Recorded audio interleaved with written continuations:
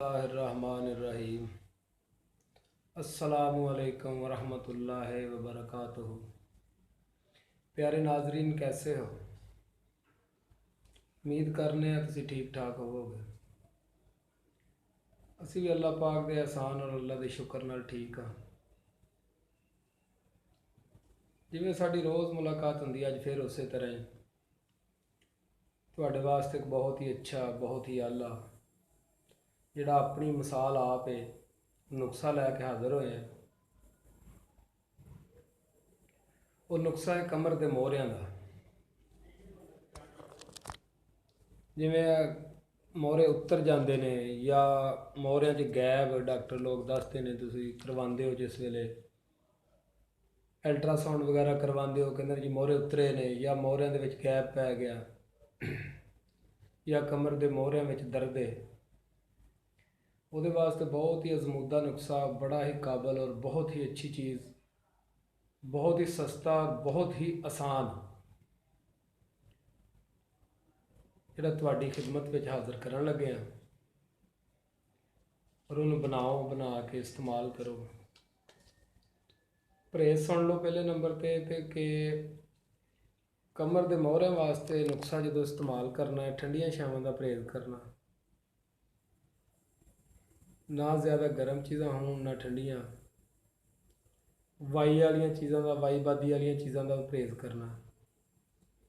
मसलन गोभी नहीं खानी, आलू नहीं खाने, चावल नहीं खाने।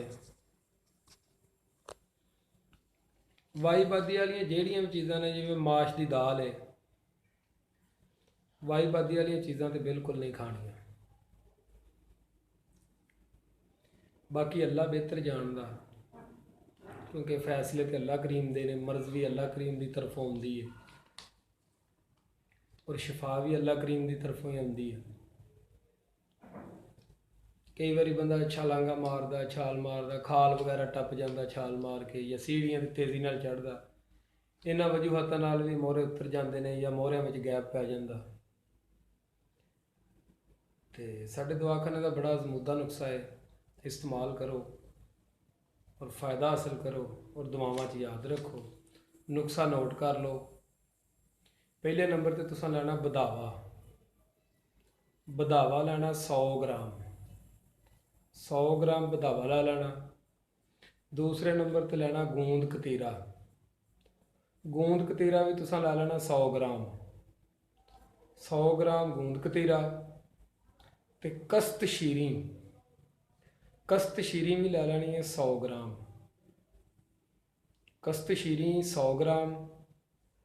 चौथे नंबर पर तुसी लैना हुब्बल अरशाद। हुब्बल अरशाद ये भी तुसां लैना 100 ग्राम। 100 ग्राम सारिया चीज़ां लैके ते तुसां इन्हां दा सफूफ कर लेना। अलहदा अलहदा कुटनियां ने, हर चीज़ अलहदा अलहदा कुट के सफूफ कर लेना, कपड़ छान कर लेना। सफूफ करके कपड़ छान करके तो तुसां महफूज कर लेना।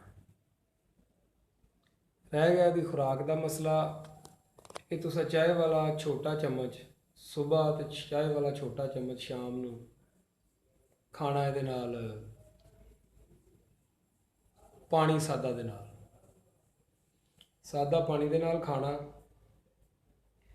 और 2 तो 3 महीने लगातार इस्तेमाल करना। एक हफ्ते दे विच दर्द खत्म हो जाएगी। तो जिस वेले तुसी 2 तो 3 महीने नूं इस्तेमाल करोगे, 2-3 महीने दे विच बिल्कुल गैप भी खत्म हो जाएगा और उतरे हुए मोहरे भी इंशाअल्लाह अल्लाह के हुक्म नाल चढ़ जाएंगे। इनू बनाओ, बना के इस्तेमाल करो और दुआवां च याद रखो।